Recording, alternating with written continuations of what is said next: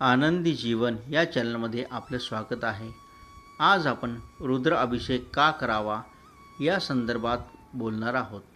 जीवनात अडथळे येत असतील व प्रगती होत नसेल आणि संकट का येत आहेत याचे उत्तर सापडत नसेल, अशा वेळेला सर्वात सोपा उपाय म्हणजे रुद्र अभिषेक करणे.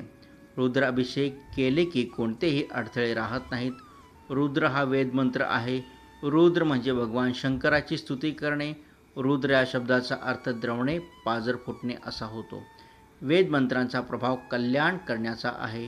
कोणत्याही अकल्पित संकटाला वेदमंत्राशिवाय पर्याय नाही.